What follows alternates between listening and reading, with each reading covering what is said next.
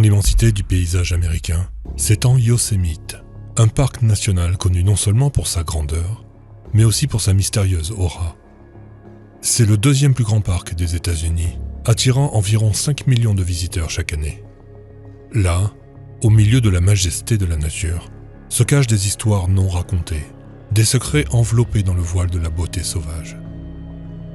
Yosemite, avec ses vallées profondes, ses sommets vertigineux et ses forêts denses, offre plus qu'une simple échappée à la nature. Il présente un labyrinthe de mystères, tissant une toile d'énigmes qui n'attendent que d'être explorées. Derrière chaque arbre, chaque rocher, se cache peut-être une histoire inédite, un événement inexpliqué. Nous plongeons dans cet univers mystérieux, prêt à dévoiler les récits de ceux qui ont disparu sans laisser de traces. Des histoires qui restent souvent dans l'ombre, éclipsées par la splendeur naturelle du parc. C'est une invitation à regarder au-delà des sentiers battus, à chercher les réponses aux questions que beaucoup préfèrent ignorer. Dans le vaste écrin de Yosemite, le mystère de Joel Thomasson se dessine tel un récit oublié par la nature elle-même. Âgé de 31 ans et originaire de Denner, Joel se lance dans une aventure solitaire le 6 septembre 2021, partant du réservoir de Hetchy vers le lac Eleanor. 15 km séparent ces deux points, un trajet que Joel envisageait de parcourir en 3 jours, avant de revenir sur ses pas le 9 septembre. Mais le fil de son histoire est brusquement coupé. Joel Thomasson ne réapparaît pas au terme de son périple. Le silence de la forêt ne rend que des échos vides. Il est déclaré disparu ce samedi fatidique. Yosemite, avec ses arbres centenaires et ses sommets imposants, garde le secret de son sort. L'annonce de sa disparition ébranle la communauté. Les responsables du parc national de Yosemite lancent un appel urgent, décrivant Joel comme un homme de 1,75 m aux cheveux courts, portant un sac à dos jaune et gris, un sac de couchage vert, un hamac bleu et vert et un kayak gonflable rouge. Ils implorent quiconque ayant fréquenté les zones de Miguel Meadow et lac Eleanor ou les sentiers entourant le réservoir de Hetchy de signaler toute information pertinente. Les jours s'écoulent et la recherche s'intensifie. L'équipe de recherche et de sauvetage de Yosemite se lance dans une quête désespérée pour retrouver Joel, mais la forêt semble avoir englouti toute trace de lui. Amanda Thomasson partage sur Facebook la mobilisation de plus de 16 membres de l'équipe de secours du parc, assistés de chiens, dans l'espoir de retrouver son mari. La mobilisation ne se limite pas au personnel du parc. Le comté de Tuolumne tout entier se joint à l'effort, apportant équipements, hélicoptères et bateaux pour sonder les eaux et les terres où Joel a été vu pour la dernière fois. Mais le mystère s'épaissit. Malgré ses efforts concertés, Joel Thomasson reste introuvable. À ce jour, son histoire demeure non résolue, ajoutant un chapitre sombre et inexplicable à l'histoire de Yosemite. La disparition de Joel Thomasson est un rappel poignant des dangers et des mystères qui se cachent dans les étendues sauvages. Un hommage silencieux à ceux qui se sont aventurés et n'ont jamais été retrouvés. L'histoire de Timothy John Barnes, tissée dans le même mystère que celui de Joel Thomasson, résonne à travers les vallées et les sommets de Yosemite. En 1988, Timothy, âgé seulement de 25 ans et résident de Cucamonga, en Californie, se prépare pour une randonnée solitaire qui allait s'inscrire dans les annales des énigmes de Yosemite. Son périple débute près du lac de Tenaya, le long de la route 120 est de Tioga, en Californie. Le matin du 5 juillet, il se lance depuis le sentier de Murphy Creek en direction des lacs de Polydome, un trajet d'environ 5 km depuis le lac de Tenaya. Comme tant d'autres avant lui, Timothy promet de revenir, mais les heures se transforment en jours et il ne réapparaît jamais. Le silence de la montagne devient assourdissant. L'absence de Timothy se transforme rapidement en une préoccupation grave. Ses amis, inquiets, alertent les rangers du parc, déclenchant une opération de recherche et de sauvetage d'une ampleur considérable dès le lendemain. Malgré cette mobilisation rapide et étendue, aucun indice, aucun signe de Timothy n'est découvert. La forêt semble avoir absorbé sa présence, ne laissant derrière elle qu'un vide et des questions sans réponse. Après des années de mystère et d'attente, le 19 juillet 1992 marque un tournant sombre. Timothy John Barnes est légalement déclaré mort. L'absence de son corps, de ses affaires ou de tout autre indice concret laisse sa famille et ses amis dans un état de deuil suspendu. Même plus de 30 ans après sa déclaration légale de décès, Yosemite garde ses secrets bien enfouis. L'histoire de Timothy reste un chapitre non résolu dans les annales du parc une énigme parmi tant d'autres. Ces disparitions, semblables dans leur abruptitude et leur absence de résolution, tissent une toile de mystère qui enveloppe Yosemite. Elles sont un rappel constant des dangers latents dans ces vastes étendues sauvages et de la fragilité humaine face à la grandeur impitoyable de la nature. Une nuit de 2011, Stephen, un ranger en patrouille dans la vallée de Yosemite, est confronté à une vision troublante. Vers 23h10, alors qu'il se trouve sur Northside Drive, il aperçoit une silhouette énigmatique au bord d'un champ. S'attendant à trouver un randonneur en détresse, il s'arrête pour mieux observer. À sa grande stupéfaction, cette silhouette se lève et se révèle être une forme noire indéfinissable, dépourvue de traits distincts. Alors que Stephen scrute cette ombre sous le clair de lune, celle-ci commence à léviter, glissant vers lui avant de se dissiper dans l'air. Cette rencontre laisse Stephen perplexe et incertain, doutant de sa propre perception. Le lendemain, en parlant à des randonneurs dans la région, Stephen découvre qu'il n'est pas le seul témoin de cette apparition. Un couple âgé et une mère de 3 enfants décrivent des rencontres similaires, avec une figure sombre, suscitant une inquiétude partagée. Ces récits concordants renforcent le mystère entourant l'observation de Stephen. Kit, volontaire à Yosemite entre 2014 et 2016, relate une expérience qui dépasse l'entendement, près des Tuolumne Meadows. Un soir de printemps, alors qu'elle patrouille en jeep avec un collègue, il repère un mouvement près d'une rangée d'arbres. Attendant de voir surgir un animal sauvage, ils sont confrontés à une créature d'une nature inconnue. Ce qu'ils prennent d'abord pour un ours se révèle être une bête immense, ressemblant davantage à un loup gigantesque, avec des yeux jaunes brillants. Kit décrit l'animal comme ayant des caractéristiques étranges et terrifiantes, évoquant des légendes de loup-garou. Alors que la créature recule, elle se redresse soudainement sur ses 2 pattes, atteignant une hauteur imposante de 2,50 m. Cette vision cauchemardesque ont profondément marqué Kit et son collègue, les laissant avec plus de questions que de réponses. Ces récits, issus de témoins fiables et rationnels, ajoutent une couche de mystère et d'inexplicable aux légendes de Yosemite. Ils reflètent la possibilité d'un monde caché au sein d'un parc, un monde où des phénomènes surnaturels et des créatures inconnues pourraient exister loin des sentiers battus.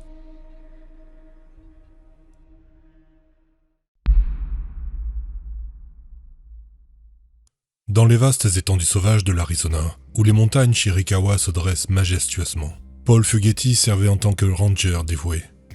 Connu pour sa passion pour la nature et sa connaissance approfondie du terrain, Paul était plus qu'un simple gardien du parc national de Chiricahua. Il en était une partie intégrante. Ses collègues le décrivaient comme un homme calme, réfléchi, toujours prêt à partager son amour pour l'environnement avec tous ceux qui croisaient son chemin.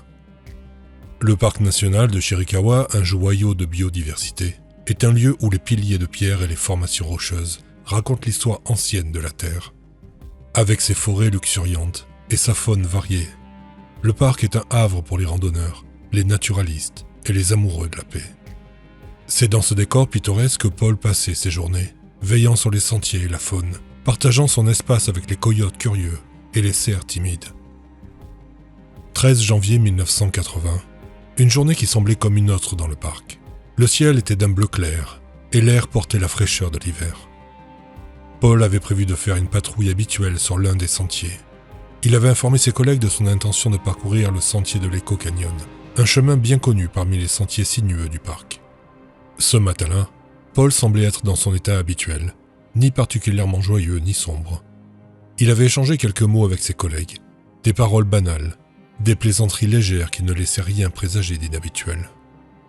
Personne ne pouvait imaginer que ce serait la dernière fois qu'il le verrait.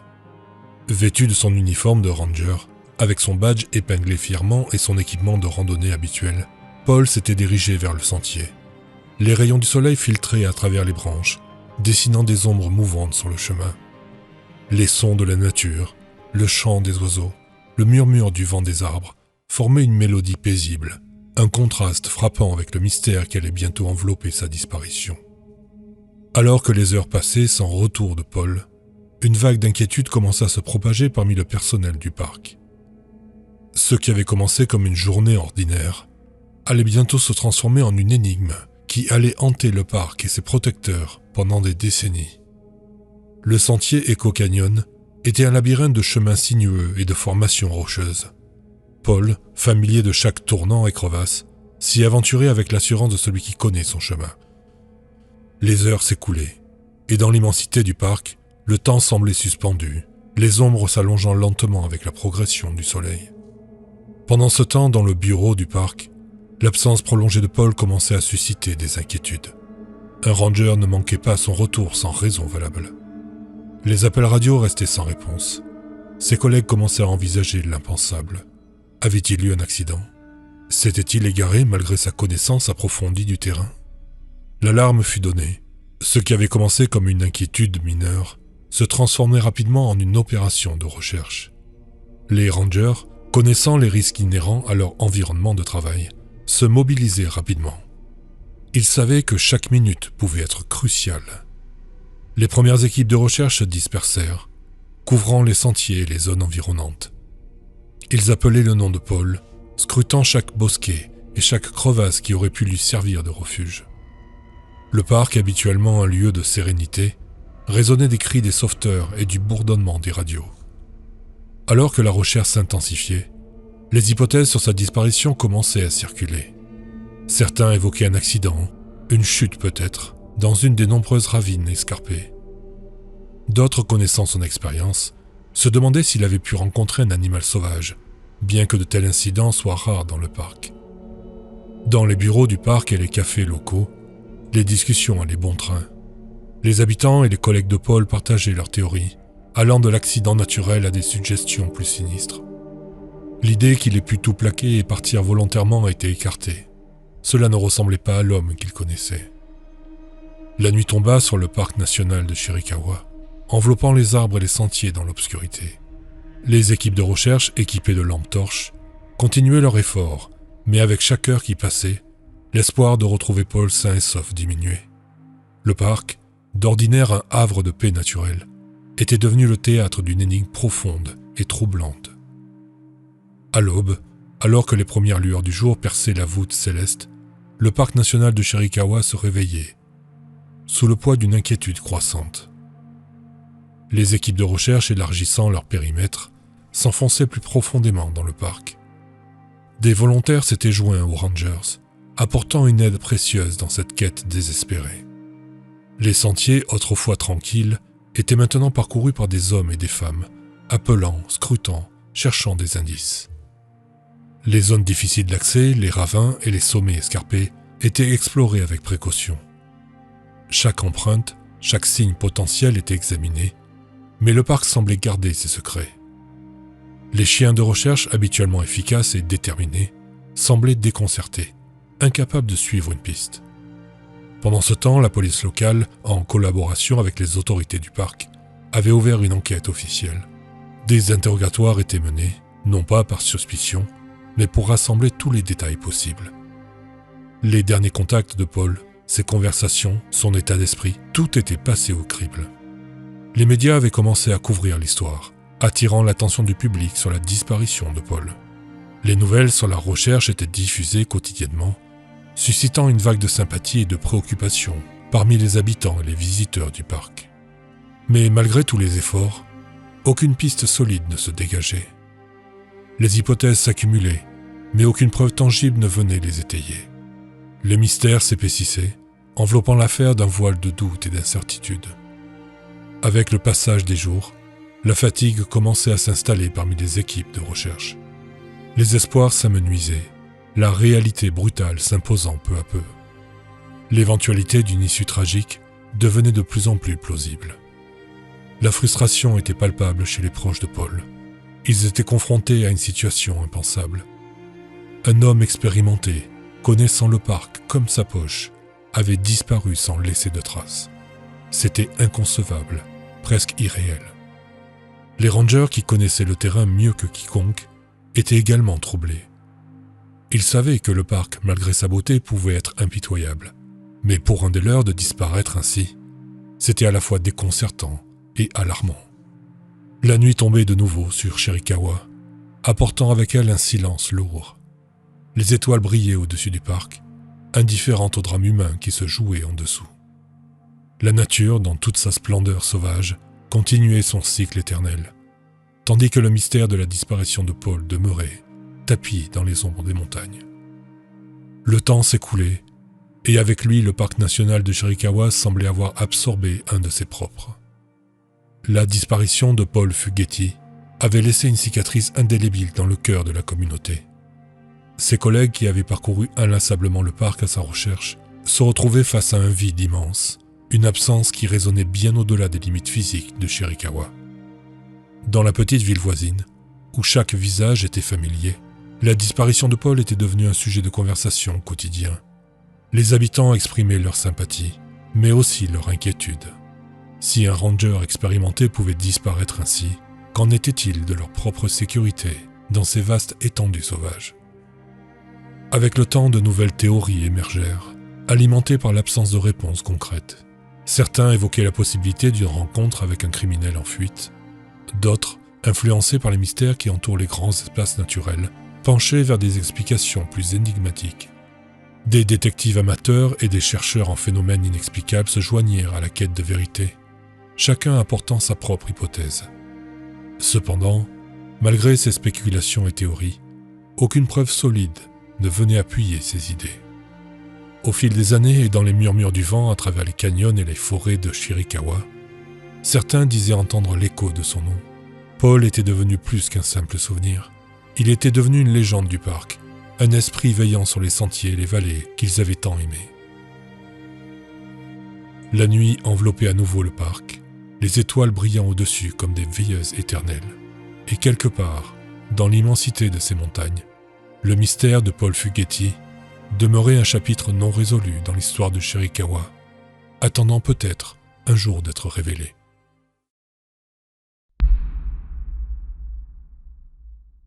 Thelma Melton, connue affectueusement sous le surnom de Tel, était une figure familière et aimée dans sa communauté.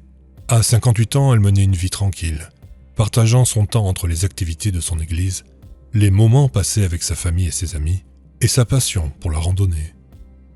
Thelma, avec son sourire facile et son caractère enjoué, avait une façon de rendre chaque rencontre plus lumineuse. Le parc national des Great Smoky Mountains, avec ses vallées verdoyantes, ses montagnes brumeuses et ses forêts anciennes, était un lieu cher au cœur de Thelma. Elle y avait passé de nombreuses journées, parcourant ses sentiers avec une aisance et une familiarité acquise au fil des années. Ce parc, un des joyaux de la nature américaine, était un lieu où Thelma se sentait chez elle, en harmonie avec la nature. Un jour de septembre 1981, Thelma et deux de ses bons amis, tous membres d'un club de randonnée local, avaient décidé de passer l'après-midi dans le parc. Ils avaient prévu de parcourir un de leurs sentiers préférés, un parcours qu'ils connaissaient bien et avaient parcouru de nombreuses fois auparavant.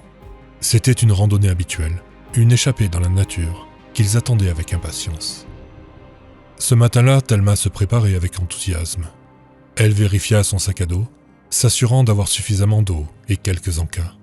Elle enfila ses chaussures de randonnée éprouvées, prit son chapeau préféré et sortit avec un sourire, prête à profiter de la journée. Le groupe se retrouva au point de départ du sentier. Après quelques plaisanteries et vérifications de dernière minute, ils s'engagèrent sur le chemin, bavardant joyeusement tout en marchant. Le sentier s'enfonçait dans la forêt, serpentant à travers des écosystèmes riches et variés, offrant des vues spectaculaires sur les montagnes environnantes.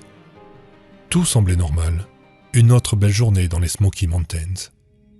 Mais alors que le groupe progressait sur le sentier, personne n'aurait pu prédire que cette randonnée se transformerait en une énigme qui allait bientôt captiver et troubler tous ceux qui connaissaient Thelma Melton. La journée était claire et ensoleillée, idéale pour une randonnée dans les Great Smoky Mountains. Thelma Melton, en compagnie de ses amis, progressait sur le sentier, entourés par les sons apaisants de la nature. Ils avaient parcouru ce chemin à de nombreuses reprises, chacun connaissant les virages et les points de vue comme le dos de sa main. Au fur et à mesure que le groupe avançait, Thelma, habituellement bavarde et joyeuse, semblait prendre de l'avance, se plongeant dans ses pensées tout en marchant. Ses amis ne s'en inquiétèrent pas. Après tout, chacun apprécie la randonnée à sa manière. Mais à un moment donné, alors qu'ils traversaient un espace ouvert, Thelma accéléra le pas et s'éloigna. Ses amis, pensant qu'elle s'arrêterait bientôt pour les attendre comme elle le faisait souvent, continuèrent à leur rythme. Cependant, lorsqu'ils atteignirent le point où ils s'attendaient à la retrouver, Thelma n'était nulle part en vue. Pensant qu'elle avait peut-être fait une pause plus loin sur le sentier, ils accélérèrent leurs pas, mais Thelma avait disparu. La disparition soudaine de Thelma sur un sentier familier sema la confusion parmi ses amis. Ils crièrent son nom, espérant une réponse, mais seul l'écho de leur voix leur revint. Ils firent demi-tour, cherchant sur le sentier qu'ils venaient de parcourir, espérant qu'elle se serait simplement arrêtée ou égarée. Lorsqu'il devint évident que Thelma n'était pas sur le sentier et qu'elle ne répondait pas à leurs appels, ses amis alertèrent rapidement les autorités. Les rangers du parc national des Great Smoky Mountains, habitués aux opérations de recherche, se mobilisèrent sans tarder, sachant que chaque minute pouvait être cruciale. Les premières heures de la recherche furent marquées par un mélange d'inquiétude et de perplexité.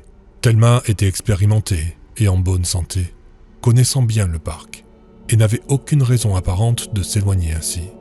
L'hypothèse d'une chute accidentelle fut envisagée, tout comme celle d'une rencontre imprévue avec la faune du parc, bien que ces scénarios semblaient peu probables étant donné le terrain et les conditions ce jour-là. La question demeurait comment Thelma Melton, une randonneuse expérimentée sur un sentier qu'elle connaissait bien, avait-elle pu simplement disparaître? Les équipes de recherche se préparaient à une longue nuit dans les montagnes, espérant trouver des réponses dans la lumière du matin. Des semaines après la disparition de Thelma Melton dans les Great Smoky Mountains, la communauté et sa famille restaient suspendues dans un état d'incertitude et de chagrin. La disparition inexpliquée de Thelma avait laissé un vide, une absence palpable, qui résonnait bien au-delà des sentiers qu'elle avait parcourus. Ses amis, avec qui elle avait partagé tant de randonnées, étaient hantés par les souvenirs et les questions sans réponse. Avec le temps, l'absence de réponses concrètes alimentait les spéculations et les théories. Les randonneurs et les locaux échangeaient des hypothèses. Certains évoquaient une rencontre avec un animal sauvage, d'autres une chute accidentelle dans un terrain inconnu. Cependant, l'absence de preuves tangibles laissait ces théories dans le domaine de la conjecture. Les détectives amateurs et les chercheurs en phénomènes inexpliqués se penchaient également sur le cas, attirés par le mystère entourant la disparition de Thelma dans un parc aussi fréquenté et surveillé. Mais malgré l'intérêt accru et les nombreuses théories, la vérité restait insaisissable.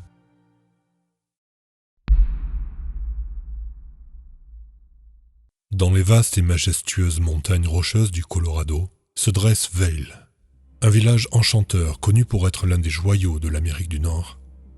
C'est ici, au cœur de cette splendeur naturelle, que commence notre récit, marqué par le mystère et l'inexpliqué.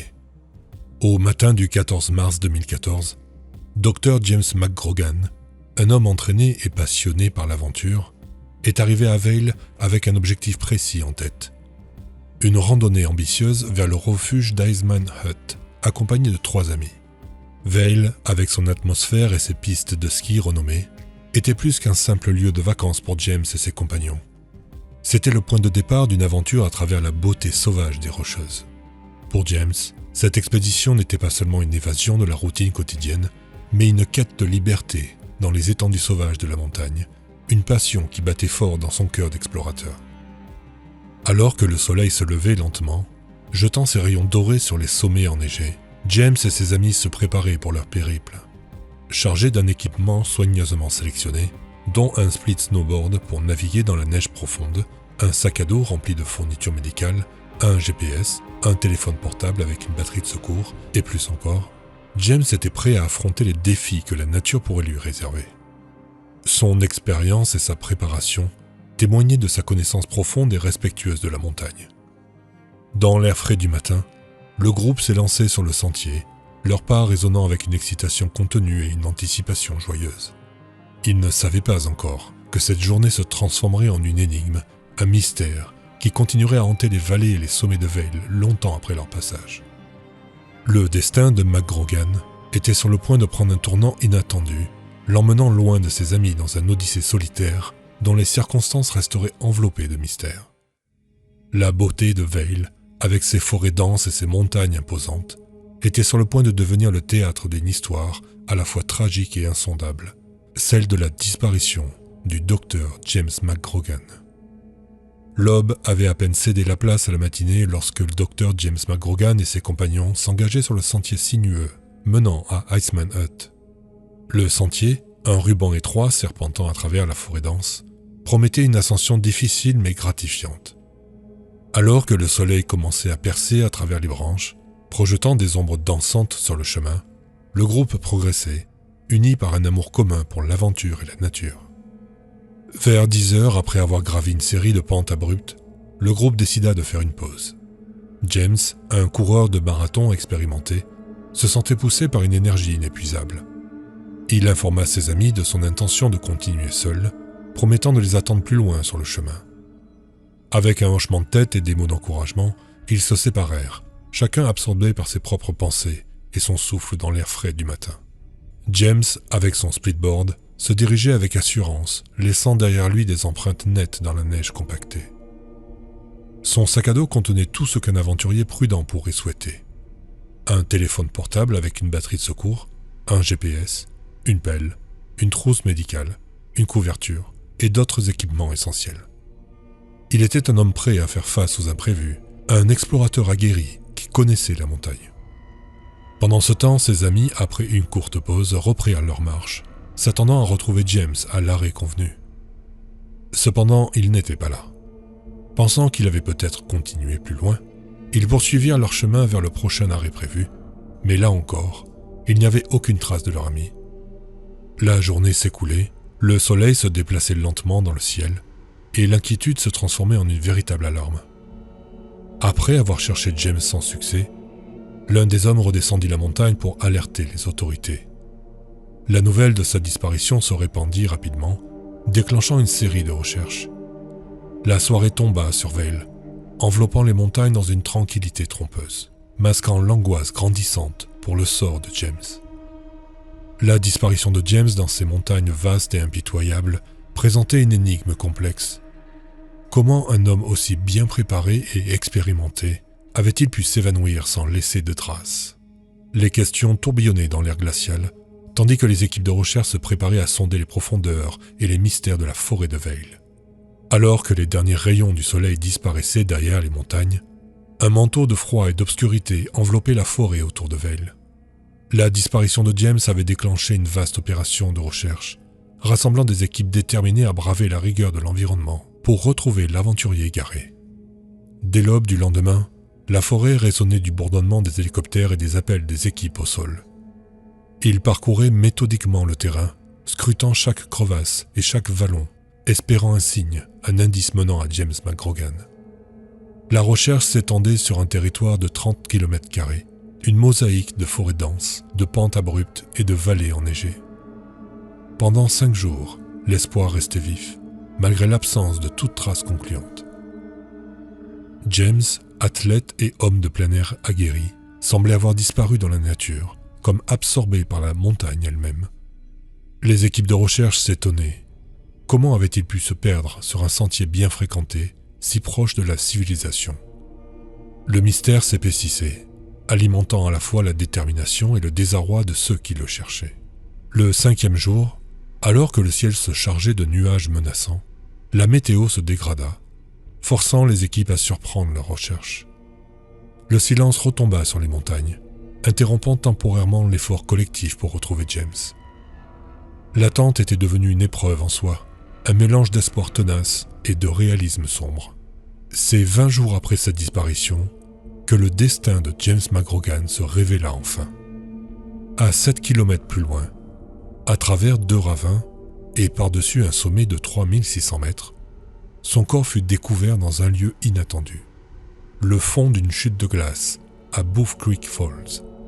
Cette découverte surprenante fut faite non pas par les équipes de recherche, mais par 3 randonneurs dans une zone qui avait été fouillée auparavant. Le corps de James gisait là, dans la solitude glacée. La scène était à la fois paisible et déroutante.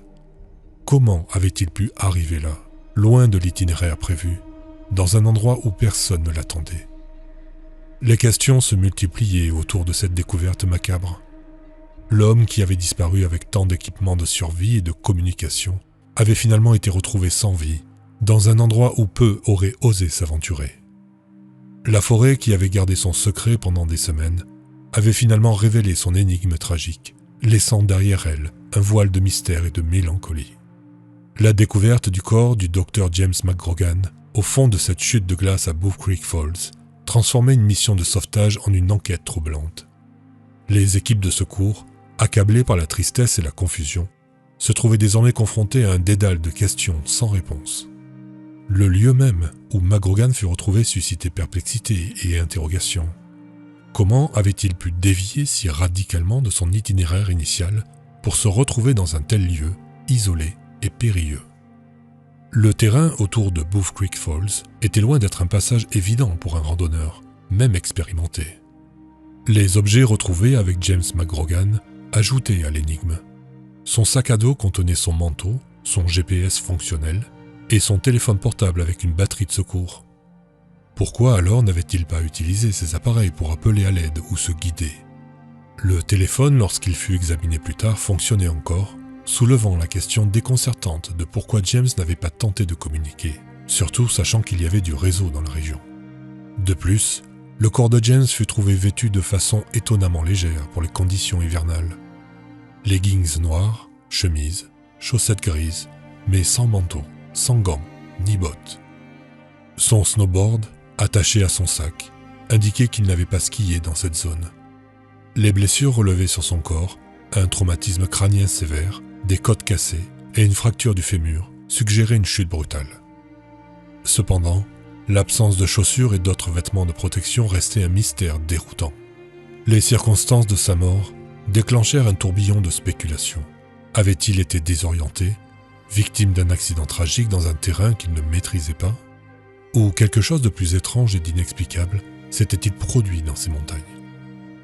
Cette affaire, avec ses aspects inexpliqués et ses détails troublants, s'inscrivait dans un schéma plus large, observé dans d'autres disparitions mystérieuses en milieu sauvage. Ces cas, souvent caractérisés par des disparitions inattendues et des découvertes de corps dans des lieux improbables, défient l'explication logique et nourrissent les débats sur les dangers cachés de la nature.